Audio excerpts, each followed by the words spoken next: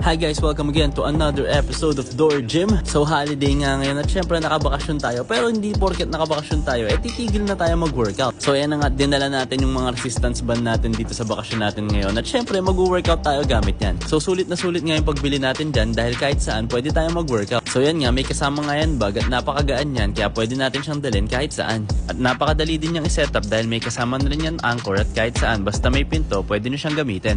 Pero syempre, bago tayo magsimula mag-workout, check muna natin kung talagang secured yung anchor natin. At once na secured na nga yan, subukan na natin to. Let's go! At ito na nga yung pinakaunang workout na ginawa natin. Nag-chest flies tayo at ginawa natin yan for 10 reps and 3 sets.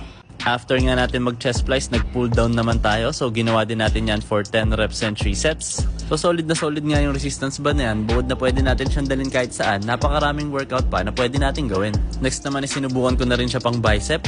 So nag-bicep curls nga tayo at ginawa din natin yan for 10 reps and 3 sets. At bukod pa doon, kung wala naman tayong door anchor, may mga workout pa rin tayong pwedeng gawin sa kanya. Gaya na lang nitong bicep curl na to. So tatapakan nyo nga lang siya at pwede na kayong mag-curls. So gumawa nga din tayo ng bicep curl dyan at ginawa din natin yan for 10 reps and 3 set. So mas solid nga tong bicep workout na to.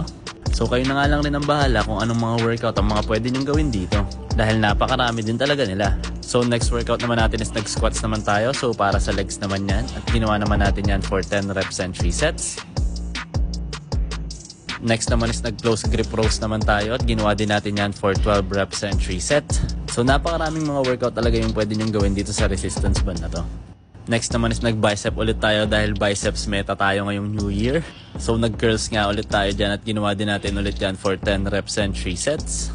And for our next workout, nag-rows din tayo at ginawa din natin yan for 10 reps and 3 sets. And syempre to finish up our holiday workout, nag-push up din tayo. So outdoor naman tong ginawa nating push up.